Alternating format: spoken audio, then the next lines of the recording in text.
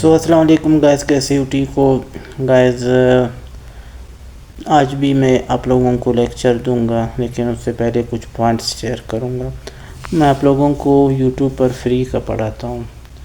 आप यही चीज़ें एकेडमीज़ में जाकर पढ़े, वो आपसे 2-3 हज़ार फीसेस लेते हैं, लेकिन मुझे जो आता है मैं आप लोगों को फ्री में पढ़ाता हूँ। क्योंकि अगर आप किसी को फ्री में नॉलेज दे रहे हो तो वो सदक़े जारिया में आता है। वो आपके लिए क़यामत के दिन तक जो है सदक़े जारिया बना रहता है। तो मैं आप लोगों को अपनी तरफ से अपना 100% दे रहा हूँ, लोगों को पढ़ा रहा हूँ। आप लोग भी सीरियस हो जाए। बाकी खैर है, फेलियर्स होते रहेंगे, मैं गिव अप नहीं करूँगा।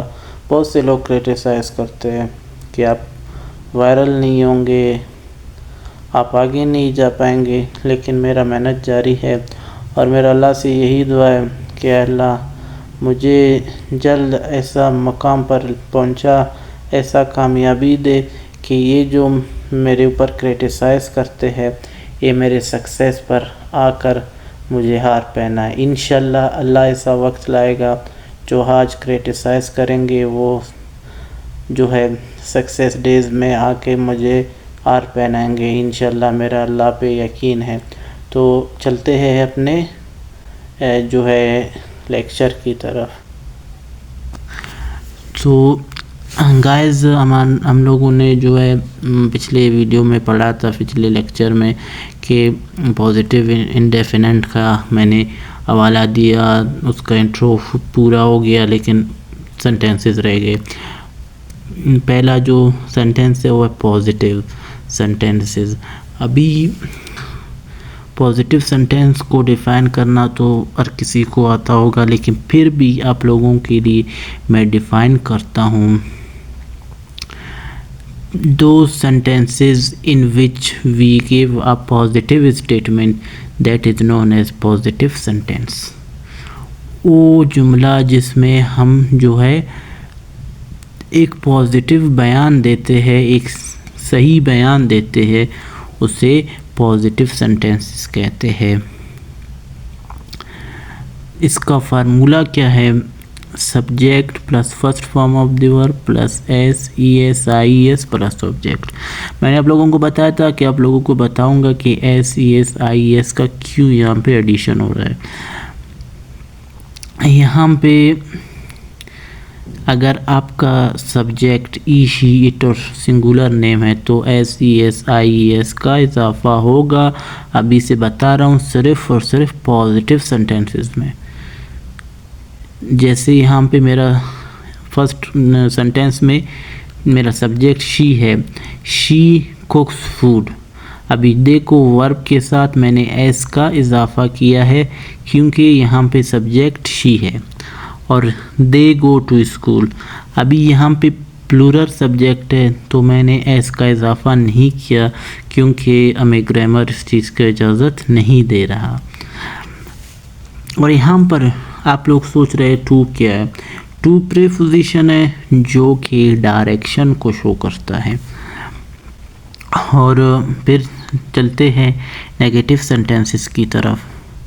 इसका फार्मूला है, अभी इसको भी डिफ़ाइन करते हैं, बाद में फार्मूले पर जाते हैं। दो sentences in which we give negative statement, इनको इनकारिया जुमले कहते हैं, जिसमें हम किसी ऐसा स्टेटमेंट देते हैं जिसमें हम इनकार करते हैं किसी चीज़ से। जैसे subject plus helping verb not plus first form of the verb plus object. अभी मैंने जैसे आप लोगों को बताया था डू और डज है प्रेजेंट इंडेफिनेट का, तो ई शी इट और सिंगुलर नेम के साथ डज आएगा और आई वी यून दे और प्लूरल नाम के साथ डू आएगा। तो यहाँ पे शी आ रहा है, तो हम यहाँ पे शी डज प्लस नॉट, इसको डजंट भी बोलते हैं, इसको डज नॉट भी जो है प्रोनाउंस करते हैं। She does not cook food. अभी देखो यहाँ पर हमने वर्ब में कोई चेंजिंग नहीं की बिकॉज हमने हेल्पिंग वर्ब जो है लगाया डज नॉट या डजंट, इसको आप डजंट भी कह ले, या क्योंकि जो लिखा जाता है वो उसी को पढ़ते हैं। ये कंट्रैक्टेड फॉर्म में लिखा है तो आप इसको डजंट ही बोले, क्योंकि अगर ये फुल फॉर्म में लिखा होता तो आप उसको डू नॉट या डज नॉट कह सकते थे, लेकिन अभी ये कंट्रैक्टेड फॉर्म में है, जो शो कर रहा है नेगेटिविटी को, कि इस सेंटेंस में एक नेगेटिविटी की बात कर रही है, ये नेगेटिव सेंटेंस है। तो चलते हैं हमारे इंटरोगेटिव में, लेकिन उससे पहले नेगेटिव के भी एक और सेंटेंस है, they don't go to school. अभी देखो यहाँ पे प्लूरल आया, सो हमने जो है प्लूरल सब्जेक्ट के साथ बताया था कि डू लगाना है, डज नहीं। तो हमने डोंट देखो हेल्पिंग वर्ब प्लस नॉट, मतलब डोंट हम लोगों ने यहाँ पे लगाया, गो टू स्कूल। पहले भी बताया था कि टू जो है प्रीपोजिशन है जो डायरेक्शन को शो करता है। अभी इंटरोगेटिव सेंटेंसेस पर चलते हैं। इंटरोगेटिव का तो स्ट्रक्चर अलग है। यहाँ पर हेल्पिंग वर्ब पहले आता है, बाद में सब्जेक्ट और बाद में first form of the verb plus object. Object के बाद क्वेश्चन मार्क लगाना लाजमी है। इंग्लिश ग्रामर के मुताबिक आप क्वेश्चन के बगैर अगर पॉजिटिव सेंटेंसेस में बात कर रहे हो तो एंड में फुल स्टॉप लगाना लाजमी है। जब आप कोई सवाल कर रहे हैं या इंटरोगेटिव सेंटेंस लिख रहे तो उसके आखिर में क्वेश्चन मार्क लगाना लाजमी है। अगर आपने नहीं लगाया, आपका सेंटेंस भी सही था, तो वो रॉन्ग जो है कंसीडर किया जाएगा। क्योंकि अगर आप इंग्लिश का पेपर दे रहे तो आपसे गलती हुई तो ये गलती नहीं, ब्लंडर कहलाएगा, क्योंकि ग्रामर इसकी इजाज़त नहीं देता। क्वेश्चन मार्क आखिर लगाना लाजमी है। अभी यहाँ का पहला सेंटेंस है, does she go to school. देखो यहाँ पर शी आया और हमने हेल्पिंग वर्ब जब डज लगाया तो यहाँ पर हम शी हिट और सिंगुलर नेम लगाएंगे। जैसे अभी हमने डज लगाया, फिर शी गो टू स्कूल, टू मैं पहले भी बता चुका हूँ। अभी यहाँ पे हमने जो है डू लगाया, उसके बाद हमने दे ड्रिंक मिल्क, क्या वो दूध पीते हैं। अभी यहाँ पर हमने जो है हेल्पिंग वर्ब डू लगाया, क्योंकि सब्जेक्ट हमारा जो है वो प्लूरल है। अभी इसके बाद नेगेटिव इंटरोगेटिव, ये टू टाइप्स के है, एक फुल फॉर्म वाला और एक कंट्रैक्टेड फॉर्म वाला।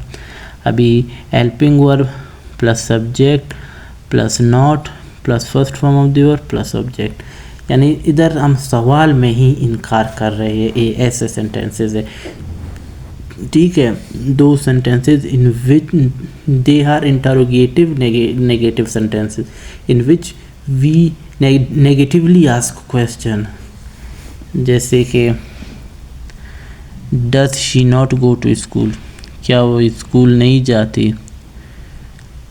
Do they not drink milk, क्या वो दूध नहीं पीते। क्वेश्चन मार्क लाजमी है, हमने लगाया है, आपने भी लगाना है। अभी नेगेटिव इंटरोगेटिव, दो sentences in which we are negatively question, इसको नेगेटिव इंटरोगेटिव कहते हैं।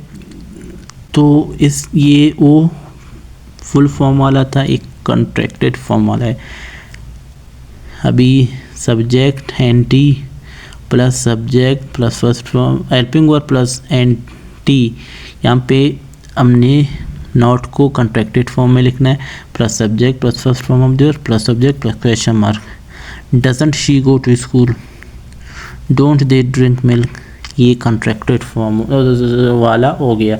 अभी ये देख के contracted form of do not don't है, डज नॉट डजंट है।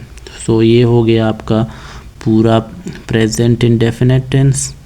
अगर फिर भी आपको मसला है तो मेरे पिछले वीडियो में जाके देखे प्रेजेंट इंडेफिनिट का introduction. So for now good bye.